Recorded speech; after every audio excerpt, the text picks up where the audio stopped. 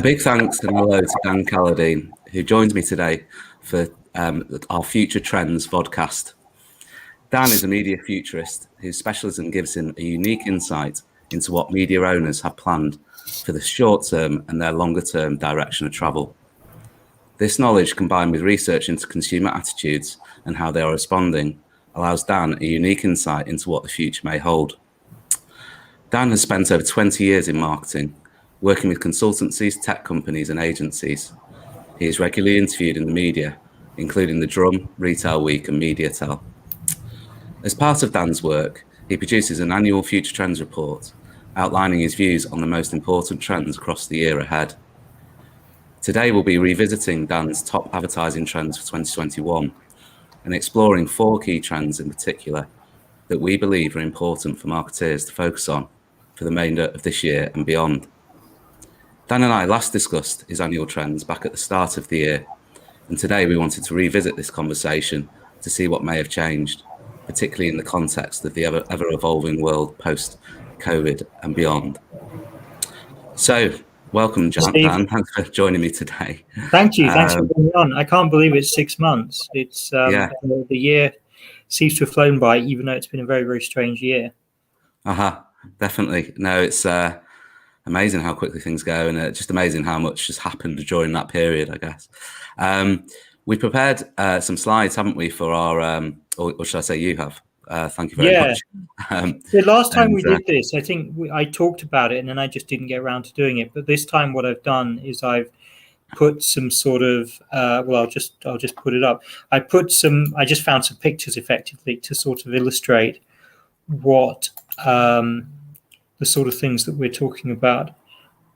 So if I share this. Yes, here we go. So basically what I wanted to do was to talk about 4 things really, because I think last time we spoke about more things last time, but there are 4 things that I think are really interesting happening at the moment, and it's largely marketing based, but it's also just sort of how the world is going. And ironically, and we didn't know this when we arranged the date, but ironically today is supposedly Freedom Day. So the first thing that was really interesting to talk about was effectively all the things that were happening around, the sort of the state of the pandemic, the idea that, how the world is going, basically, how it's affecting consumer behavior, how it's affecting how people are deciding to spend their money, spend their time, all those sorts of things. And I think the first thing to say about this one is that I think there are massive age differences. So it's sort of ironic you're being up in the Northeast. Northeast is kind of like the capital of COVID at the moment. But even so, I was reading in the paper this morning that clubs in Newcastle were opening at midnight, with 2,000 people in the queue just waiting to get clubbing and stuff like that. And I think that there's a sort of, I think there are big sort of divisions between people who see it as Freedom Day in inverted commas and will be burning their mask and all the rest of it, and those of us who, probably myself and you included, who are more cautious, more sensible, maybe. And I think one of the sort of definers is age, because obviously a lot of the younger people are much more keen to go out. They've sort of missed 10% of their life potentially if they're 18 and not really being able to socialize so much with their friends and stuff like that. So I think we are seeing some sort of big differences in how people are behaving, and I've seen quite a lot of social media posts today from places like bars and restaurants and markets and things like that, saying, hey, we know the law has changed, but we still expect you to wear masks. We still expect you to do, we're still going to do table service. We're still going to do this. And one pub I know, I was actually in there at the weekend. They did a tweet saying they were absolutely dreading it, because they know that people are potentially going to get aggressive with the staff. People are going to be, just walking up to the bar, and they're going to be so they're just hoping for not much trouble, basically. But I think so I think there are some really interesting sort of divisions emerging by age as the main one. And I think if we look at if we look at sort of proxy measures or ways that can sort of describe this, I mean, this is one of the things, and I'm absolutely categorically not dunking on this company, but this is one of the things that I look at quite regularly as a sort of a proxy for the state of the nation, or a proxy for the state of optimism within the UK, and it's the share price for Cineworld. And you can see back in about October, November, when first vaccine trials started to come in and looked like the vaccines were working, looked like looked like we'd be able to return to some sort of normality. And I mean, we can only imagine what this year would have been like without any vaccines at all. You can see that their share price sort of, leapt by almost 50% in a day, and then continued a sort of upward tear. And I think the bit from sort of February onwards is when it became quite clear that the vaccine rollout was pretty quick. So, some days having 600,000 vaccinated in a day and things. But then what you can see is that it seems to have peaked in late March. So before the actual opening in February, before cinemas, for example, were allowed to open, even with some restrictions, which I think was in May. And you can see that, it's almost like a bellwether for what is happening around news of COVID, news of opening up, potentially news of the economy. I also looked, when I was putting this together, I also looked at one for a restaurant group, but that wasn't. I mean, so they weren't falling away quite as much, but Cineworld certainly seems to have, potentially as a proxy, sort of optimism about how well we're handling this seems to have maybe peaked in about March or something. And I pulled this on Saturday, and I looked at it again today, and it's fallen like 5% today, with members of the government having to go into isolation and all sorts of things like that. So I think this is, I think it's always really interesting to look at proxies for how people are actually feeling. But I think one of the really interesting things which has happened, and if that's a proxy for what's happening, this is more like a ratchet in terms of what we're seeing in terms of things like commerce, in terms of things like retail. I was talking to a friend towards the end of last week, and he was saying he hates the phrase omni-channel.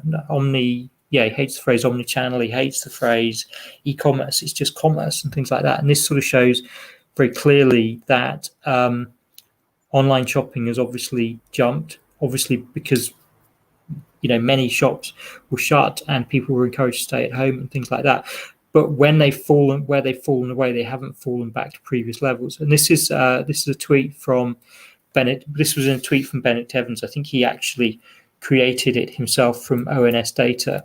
And the three lines. The top line is so this is UK e-commerce as a percent of retail. The top line is share of non-grocery. So you can see that at one point it got to about 60%. But it's fallen away to about 40% or so. The middle line is share of total commerce, and that peaked in sort of 35% or so, but then fell back away to 30. And then the bottom line is share of grocery, and this was always pretty low. So always sort of 5% or a bit less than that, but sort of gradually rising.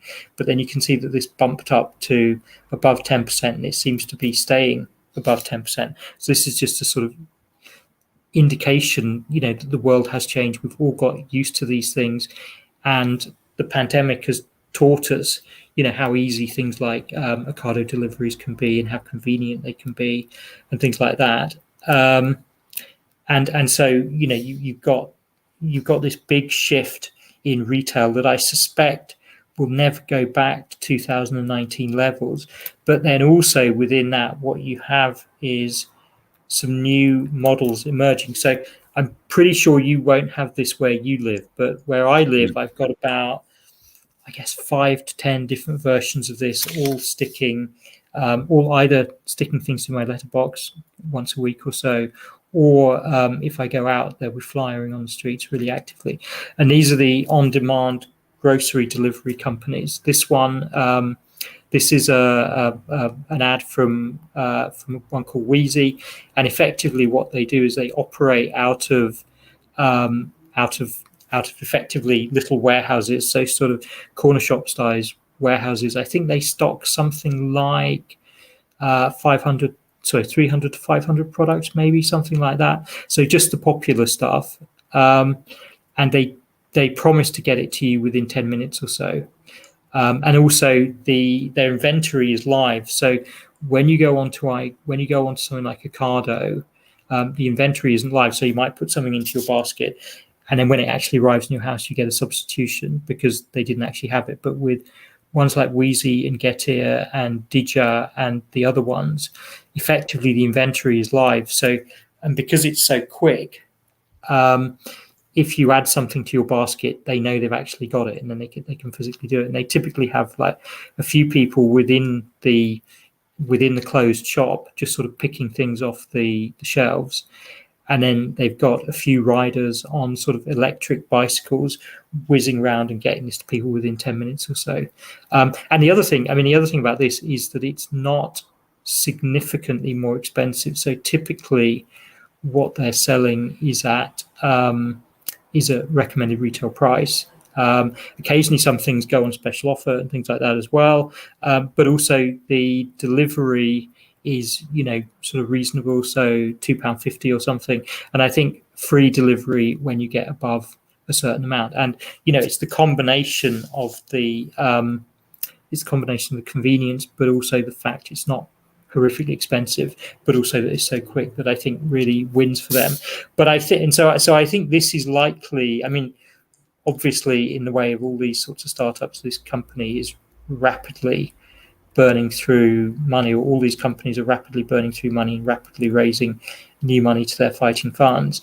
But I think this is something which will continue because it's both, both has the sort of the thrill of the convenience in that it literally can come within 10 minutes, but also it's pretty cheap as well, or it's not that much more. But if you compare this to something like, another thing that we saw during the lockdowns, which was the whole restaurant kit thing, I think they're less likely to survive, or I think you may get a few sort of quite premium versions surviving, but I think many of the ones who dip the toe into it probably won't. And in fact, this one was one specific company offering restaurant boxes from people like street food traders.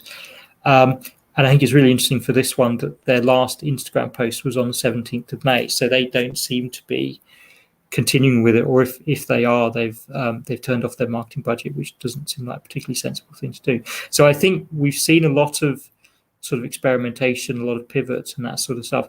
But I think the sorts of things that will continue are the ones that are both sort of fantastically convenient or fantastically cheap, in the same way that 15 years ago Amazon really made its name through being both fantastically convenient and fantastically cheap, particularly when they then brought in next day delivery, or even in some areas like 2-hour delivery or something. And then finally, for this trend, what I think is really interesting is that quite a few brands are doing sort of welcome back advertising. So I've seen some alcohol brands do things like this. Obviously this one is for Uber, and they're just trying to say to people, the world is opening up again. You don't need to stay at home. You can actually, you don't need to watch Netflix. You can just have a spontaneous cinema date with one of your friends, and trying to get people out. And I think Uber have done quite a good job with sort of just putting little prompters. Certainly in London, you see these on the tube a lot. And this one I took from their Instagram account. So I think there's some really interesting sort of evolutions happening around the way the pandemic sort of continues to affect the world. And when I was on another podcast sort of towards the end of last year, and the host said, what would be your word for 2021? If you had to sum up 2021 year ahead in one word, what would it be? And I said recovery, because I genuinely think it is. And I think we are seeing obviously recovery in terms of things like advertising budgets and stuff like that. But the other word I would have added, if I'd realized it, would be patience, because I think while the vaccines are a game changer, the variants are also a game changer. And I think we just need to be really, really cautious. And I think it's sort of it says a lot about how the government is being much more cautious than they were, a couple of months ago about, no turning back and things like that. So that was kind of the first one that I wanted to talk about, and you've let me speak uninterrupted as well, which is nice. Thank you. I did lots of nodding though, Dan. So, I mean, the convenience is it's like a new level, isn't it? I mean, I think a number of the examples you mentioned there are obviously city centre centric, and I believe London probably London centric, which makes absolute sense. I think as we discussed sort of when we were prepping for this show, my view is that it will probably normalise at some point. I think the reference to convenience and price is absolutely key, and conversely, almost for the actual supplier of the service, there must be a significant cost against, or significant enough against that actual level of service where it is so convenient and so quick that it makes you wonder how sustainable it is. Oh yeah. Without meaning to sound negative, it's great. It's great for the consumer. I just think it will level out somewhere or normalise somewhere, and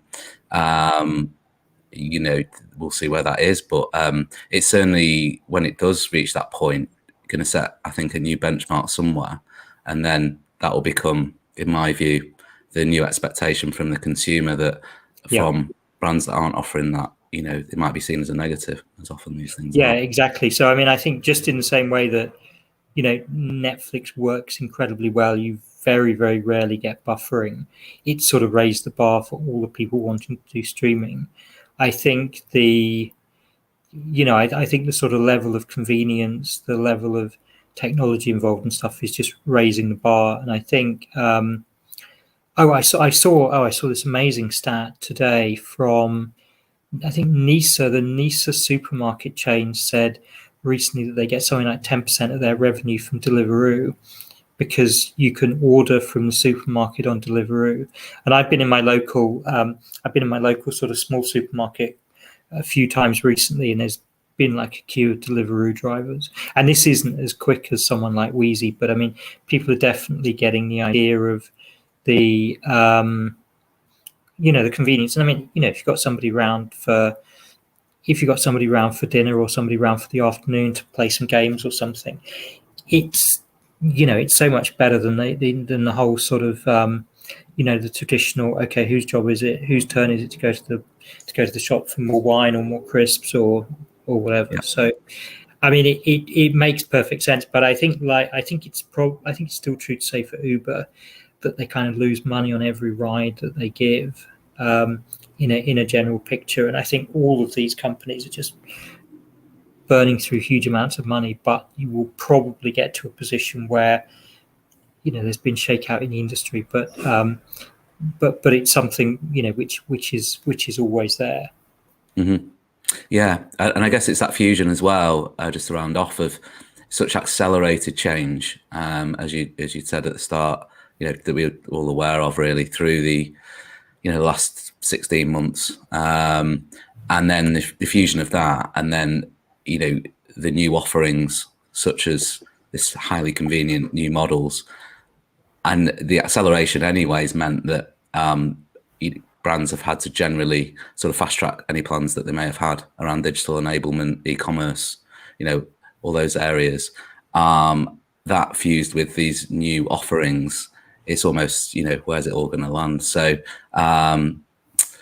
interesting. I think the other thing is, I think we, it looks like we're looking at something like a 5-year situation or longer or something. And so you do kind of think, because obviously last year was almost a case of holding your breath and government supporting things and things like that. But if it does look like it's sort of going to be 5 years of disruption, then what bits of the business aren't really going to be worth supporting for 5 years versus then restarting, or what things can you sort of mothball? But anyway, so I think, I mean, this time last year, and to a degree this time in January, we didn't realize, well, I friend of mine who was a scientist, I think she realized. But for those of us who don't work in epidemiology and science and those sorts of things, I think we tend to be optimistic, and we tend to think, oh yeah, this will be over by such and such and stuff. And actually, I think there's quite a case for saying it's actually going to take a lot longer than that. And Yeah. It's not going to be something you look back necessarily and see it as a 20. Well, it's definitely not going to be something you see as purely a 2020 problem. No. But anyway, I was going to talk about some other ones as well. So the next one I was going to talk about was how a couple of technologies have really come to the fore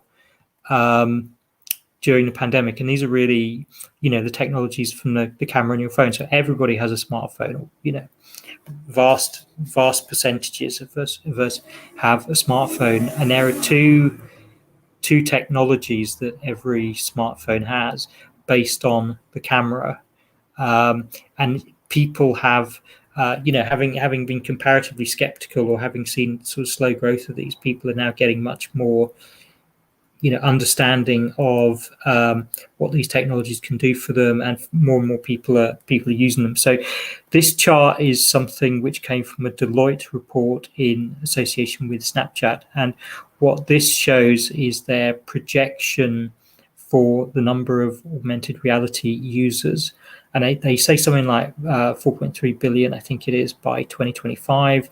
They say that this year there's something like 1.5 billion augmented reality consumers, and it's sort of broken down a bit. But I mean, it's one of these technologies that people have really taken to. I think it's one of those ones which has been accelerated. So people were already using AR, but actually there are many more use cases now, and more people are getting more familiar with it. And so it's been one of these things which has been accelerated. And where we think of AR, I'm sure I'm not alone in sort of thinking of this effectively. It's the funny faces. So this is kind of like when somebody says AR, I think if you did an image search on augmented reality, then something like this would come up relatively high up, because this is kind of how people think of it. But actually what we're seeing is more sort of, for brands, much more practical, much more potentially useful things, particularly in things around commerce. So for things like cosmetics, and for things like apparel, for things like clothing. So this is an example of something which Snapchat is doing, where effectively they're enabling augmented reality to be used as part of the shopping process. And so instead of just looking at a flat photo of what a jacket would look like on a website, and obviously we've all got very used to that, and we've all bought things in that sort of way. What this gives you is the extra engagement, the extra sort of realism of, here I am standing in my living room. Let's see what this jacket looks like, or let's see what this jacket looks like. And if it's a brand already, if it's if in my case, if it's something like Finisterre, and I know that a size medium fits me, then you can sort of try different things on, and you say, okay, that color would work, and things like that. And then, you can be relatively sure of the fit if it's a brand that you already know. So I think this sort of thing is becoming super useful, and I think this sort of thing is also making people sort of reassess augmented reality. But if you think back, the face filter one, that actually got people, because it was so fun, that actually got people used to using it for the first time. And so it's almost like a sort of in the same way that when I said the complete lockdowns taught a lot of people to use Ocado for the first time. So that sort of thing gets people more familiar with augmented reality, and then they realize there's other sorts of things that they can do with it. And then obviously the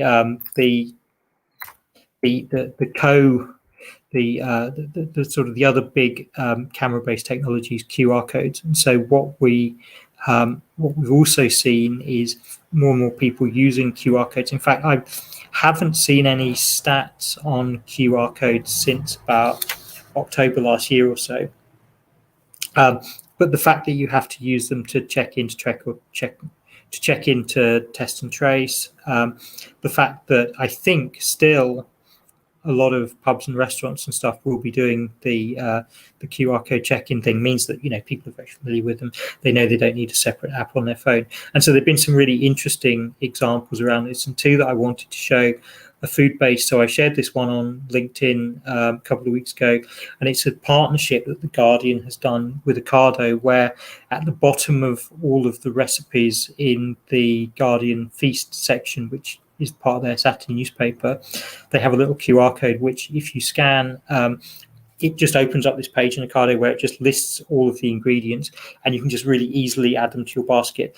And if you know the Guardian Feast section, you know that they quite often have some relatively unusual ingredients like black garlic and things like that you might not necessarily be able to find if you just walk around your local shop. So I think this is a really good example where it's a partnership which is actually really adding value to both sides of it, because obviously what this means for Ocado is that you're far more likely to do your shop on Ocado if you're looking for things for these recipes to make. And what it means for The Guardian is suddenly the physical version of the newspaper is much more useful to people, because you can just easily make a shopping list out of it.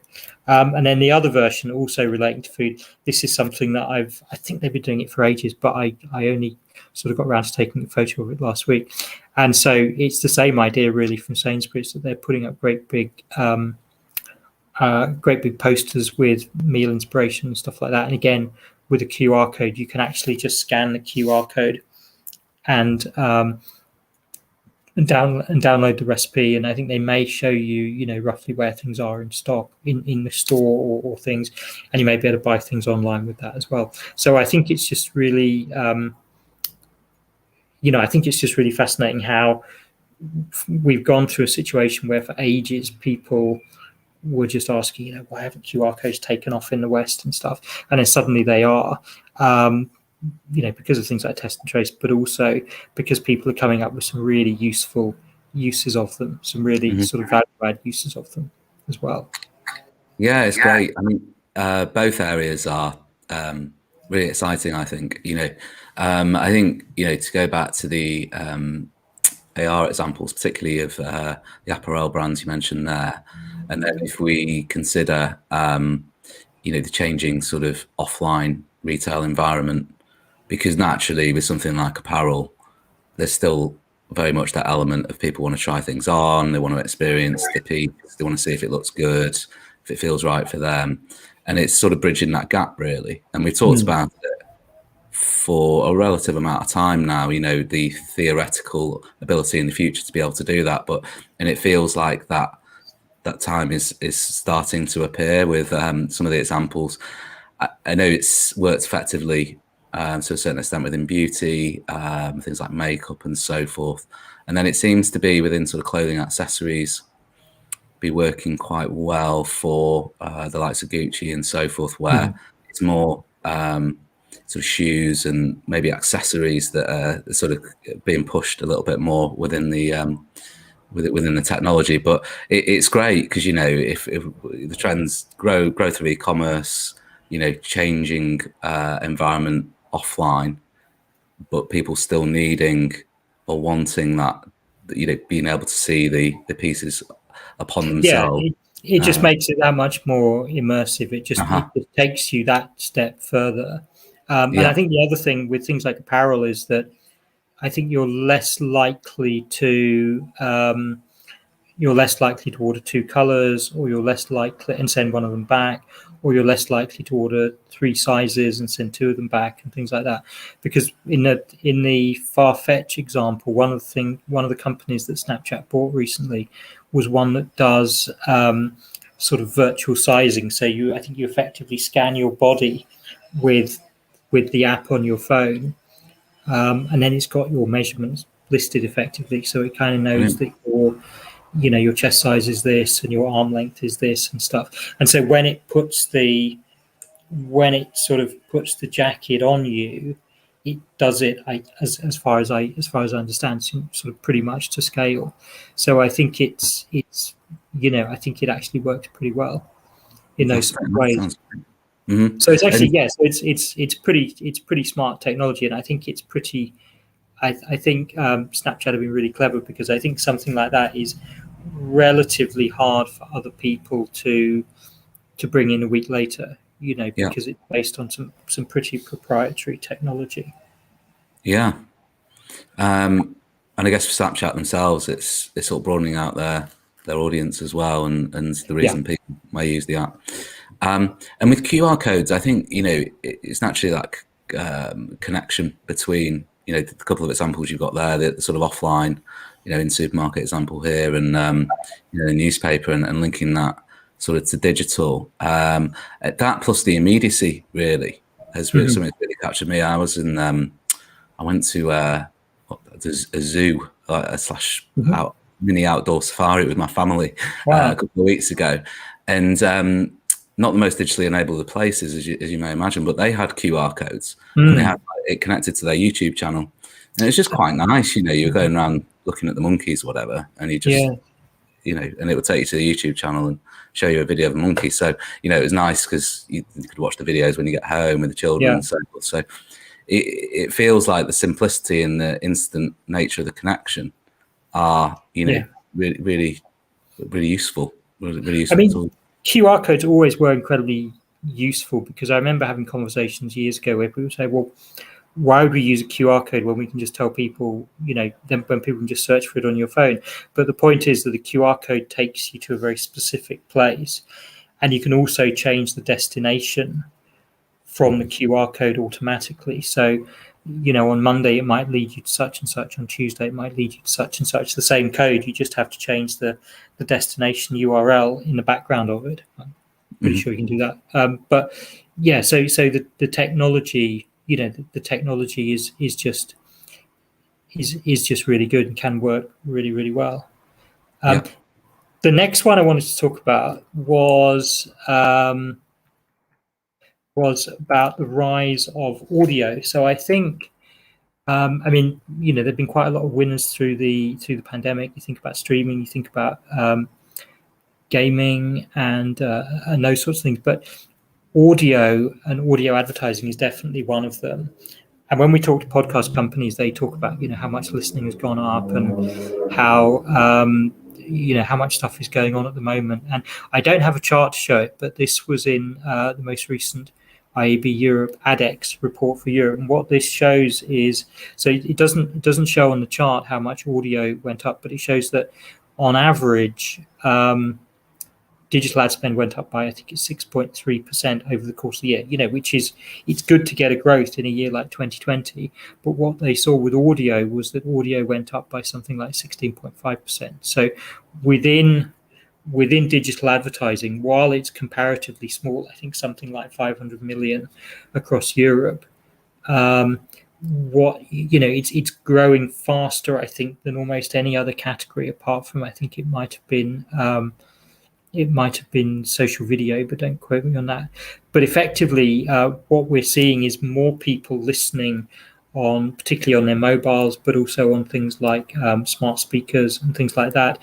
And this being, increasingly monetized. I remember years ago, sort of listening to podcasts, and all you would get would be, adverts for American companies that I couldn't shop from even if I wanted to, things like stamps.com, but also sponsor reads, where again, they were things that I weren't actually, that there weren't products that were actually available to me. But what you now see is, and also over the course of this, we've seen a massive increase in the amount of content available. So it sort of seems to me that pretty much every comedian in the UK has a podcast of some sort or another. I think mainly because they haven't been able to get any other work through doing live gigs and stuff. But I think also they're realizing that it's it's a fun format. It's a good way of talking to their friends, and you can get an awful lot of listeners, and you can monetize it pretty well through advertising. So if you don't listen to this one, it's really, really good. It's called Jules and Jim's Joyride. So Jules Holland, Jim Moyer, Vic Reeves, and I think this comes out every week or so.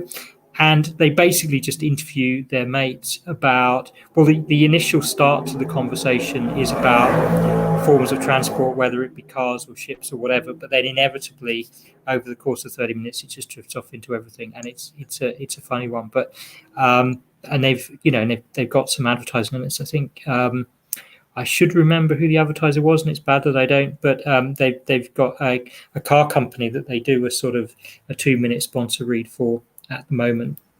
So what we're seeing is this sort of great increase in interest in things like audio, particularly things like podcasting.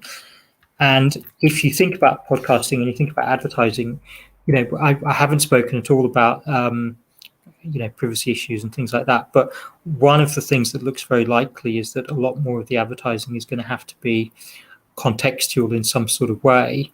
And podcasts are perfect for that, because if you're creating a podcast series, it has to be in a certain sort of genre. It has to be in a certain sort of context, like business or automotive or comedy or something, because you want people to subscribe knowing that they want to hear all the episodes because they're interested in a certain sort of subject. So what that means for advertisers is, there's a big audience of people listening to business programming. There's a big audience of people listening to comedy with some really interesting names, and you get ones around music. You get basically all human life is there.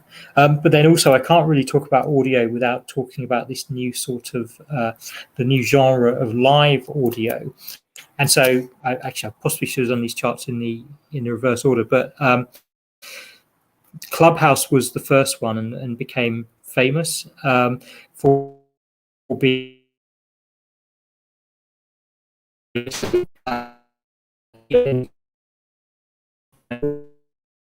people are talking about different subjects.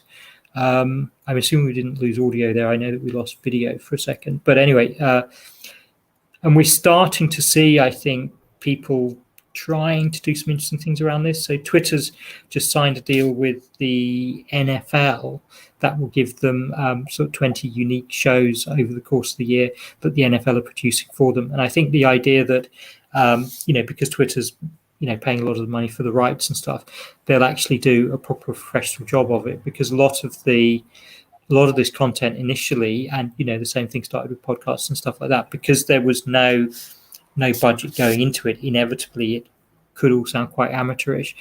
And what we're starting to do is, sort of interest areas emerging. So this was something. This was a room within Spotify's version of Clubhouse, which is called Green Rooms, which took place just after the Euro final last Sunday. And so you had, a few hundred people all in there with like a panel talking, and then people would raise their hand and ask to be part of the discussion as well. So I have to say, I could only listen to this one for about 5 minutes. I didn't think it was very good. But it's the idea that, you can see how this sort of thing would work, almost like exactly like a radio phone-in, but done on a completely global level. So I think that's quite interesting. But then also, just to show that it's not entirely blokey, this was another example that I found a couple of weeks ago, where somebody is organising sort of after chats for Love Island episodes. So you've got, again, a few hundred people. Love Island finishes, they go onto Clubhouse, and they're just talking about the episode. They're discussing the different characters and things. And as with the first one, I mean, this looks like a genuine thing. It looks like a genuine community. It looks, it's like a forum effectively. And so it does feel like there's something there, but I think we're sort of trying, I think the sector, the category, the sort of live social audio thing is trying to figure out what sort of formats work well, and I guess potentially what sort of formats might be monetizable as well. Yeah. I think possibly what underpins it all really is, well, a couple of things. Consumption behavior. Yes, a lot was spoken about pre-pandemic, particularly in the southeast and London, around listening to the behavior around the commutes and listening to podcasts and so forth, and that was potentially relatively dominant within certain segments of the population. And naturally, that consumer behaviour completely changed over the last 16 months. But with those changing consumption patterns, has been, almost like a mini revolutionary change in terms of different options that are out there. And it'll be interesting as things again settle down, and we perhaps get used to a new level of normal, for want of a better phrase, within our general lives. That they may influence consumption patterns, that combined with the different options, and whether something like a Clubhouse is here to stay with and be hugely popular, or perhaps more of a it's a bit of a fad, and perhaps it retains audience numbers, but to a lesser extent. It's been quite interesting within the Clubhouse area, with Twitter Spaces and so forth, how quickly other competitors have jumped onto it, and if and how that's going to dilute the space around the offering and so forth. It will be interesting to see where all that lands. I think from a media perspective, within audio generally, it's been a really, really interesting period.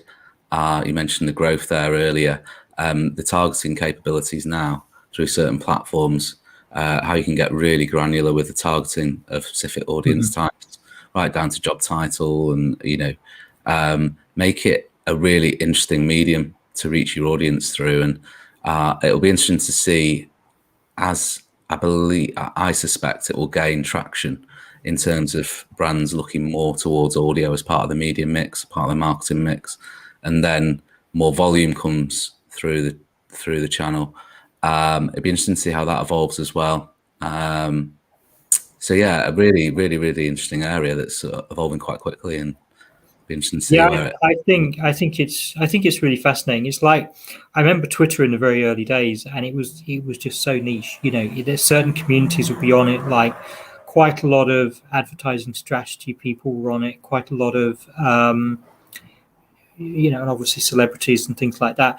But actually, it sort of, well, I suppose celebrities pushed it into that area, but it was one of those things where, and likewise Instagram as well. It was one of those things where you didn't really see that many normal people for quite a long time, and then suddenly it started to gain traction. Suddenly people sort of got the point of it.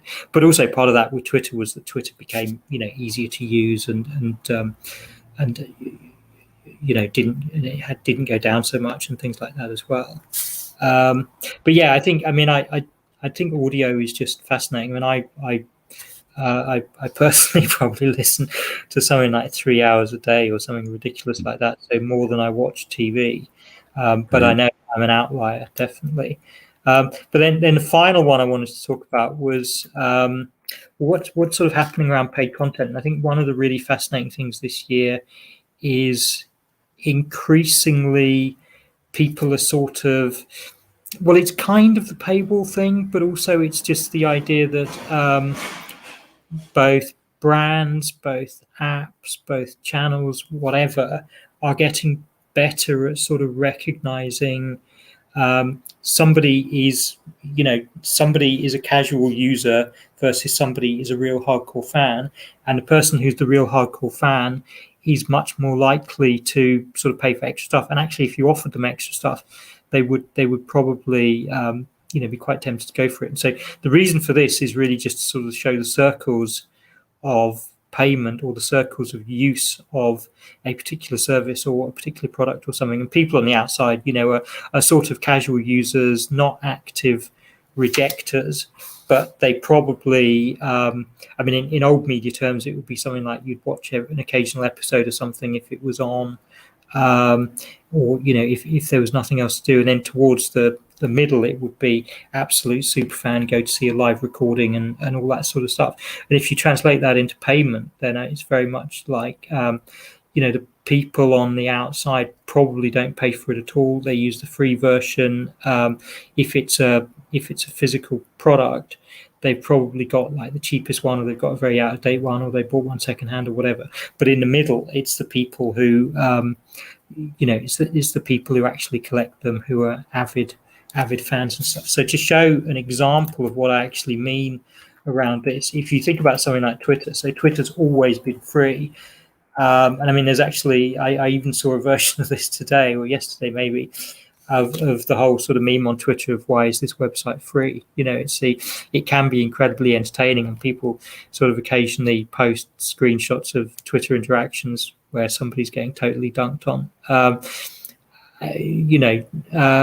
But the fact is that they are testing in a couple of parts of the world the idea of paying, I think, something like $3 or something for your Twitter membership, which then gives you some additional tools. So to be able to, create collections, to be able to potentially edit your tweet after you sent it, and other sorts of things like that. And so, if you think about the circle model again, the circle framework, there are people in the middle who are super fans of Twitter, and they would be willing to pay for additional privileges and not use exactly the same Twitter that everybody else does. And then also what Twitter's apparently experimenting with is giving users the idea of saying, most of my tweets are free, but actually these tweets are behind a paywall. So if you're someone like a tech analyst or something, most of your tweets will be free because you're sort of building a personal brand.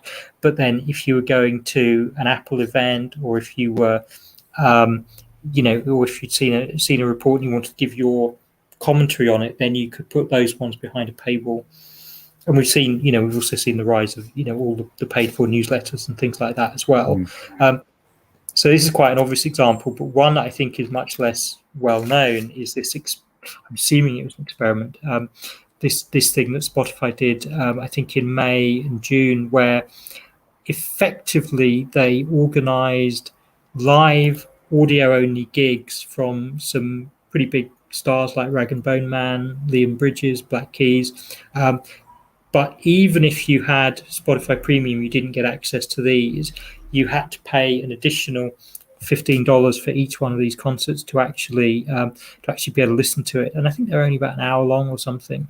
And as I say, audio only, but the artist would be doing completely, previously unheard versions of things, or they might do, like a cover version or something. And so if you wanted access to this, then you had to pay the £15. And obviously, for the superfans, that's completely fine. But I'm sure Spotify will have been looking to see how many tickets they managed to sell for different brands, and whether there were people who bought 5 tickets, or people, or 90% only bought 1 ticket because they're only really into one person or something. So I think it's really sort of interesting. But the concept is that you have these people who sort of currently feel that they can't get enough. There isn't enough material about these artists that they really like, or there isn't enough material about these things that they're particular fans of.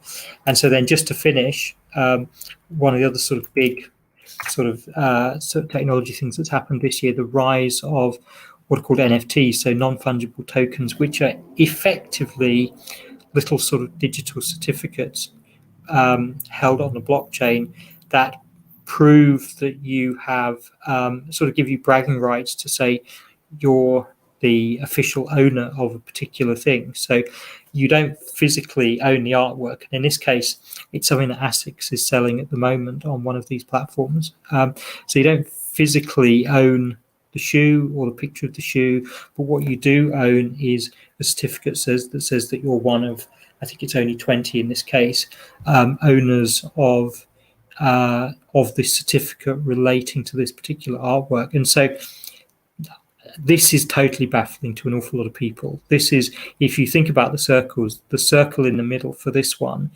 I would say, is incredibly small. But we do see people paying for these things. So one of the best descriptions I saw of this was somebody saying NFTs are basically the new the new sponsoring an animal at the zoo, in that you don't get to own the elephant, you don't get to, but you can sort of tell people that you sponsor the elephant at the zoo and all this sort of stuff, and some of your friends might be impressed by that. And I think if you have the right sort of friends and you're a complete sneaker freak and ASICS is your favorite brand, and you already own 50 pairs or whatever. So buying something like this that, like other pieces of art, could theoretically be worth more money in the future, then I don't think there's anything. I agree it's weird, but then art is weird. I've got friends who buy art, and the prices seem to be set completely randomly, arbitrarily.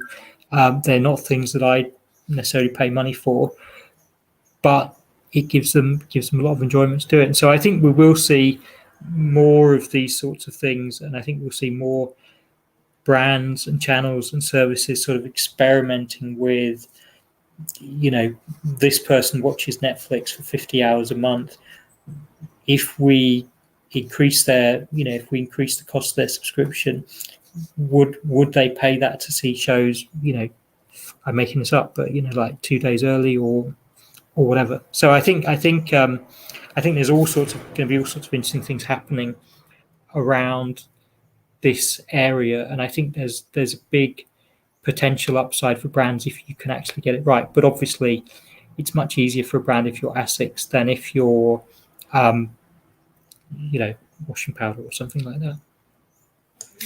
Yeah, I mean, for me, it's fascinating. Again, the developments you mentioned there. For me, it anchors back against the importance of first-party data. That's stating the obvious, but a lot of narrative in the industry now, and sort of changing the cookie rules and since really around, the importance of first-party data. It's always been hugely important, but I think it's just applied more focus, this shift. And, more than ever, brands are now placing priority on how they manage their first-party data. And in these examples, how they monetize it, but essentially segment their audience base and test different monetization out. And then we know that subscriptions, I know that's something we've talked about before, and I believe it's been in previous Future Trend yes, sort of reports that you've issued. But growth of subscription models overall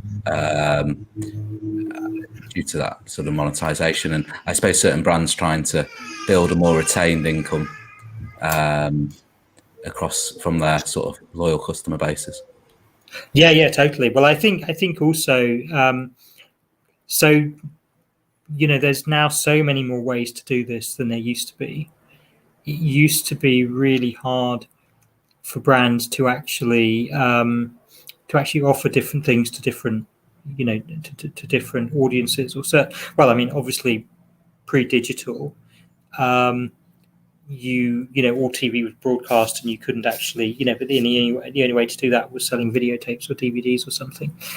But as the world becomes more digital, then it becomes much easier to charge different people different amounts, or to create, new versions of services for different people and things like that as well. So I think there's lots and lots of stuff happening around this. But I think also as I said, this works much better than if you're ASICS than if you're, maybe selling washing powder or something. But I think it's interesting to see how things like drop culture, which started off within things like fashion and sneakers, where you produce a very small number of something, and and fans all sort of have to really struggle to get their hands on it, because when it's gone, it's gone. I think we're starting to see that within some of the CPG, FMCG brands, where they're trying to do things. Yeah, and that's really, although a relatively simple and in some ways could be viewed quite tactical, I think it's worked really well with things like trainers and shoes and so forth. Lots of examples out there, but it actually builds loyalty whilst also driving short-term sales. It builds that loyalty, doesn't it? And it builds that almost buzz around the brand as well, because people are talking about it amongst the community, and there's a desire built up for a product or products.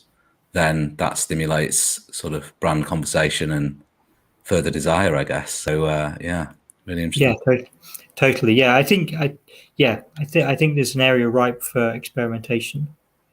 But yeah. Great. Well, thanks so much, Dan. That No, was thank you. hugely detailed and just fascinating all the way through. Yeah, thanks for coming on again. It's been a great conversation.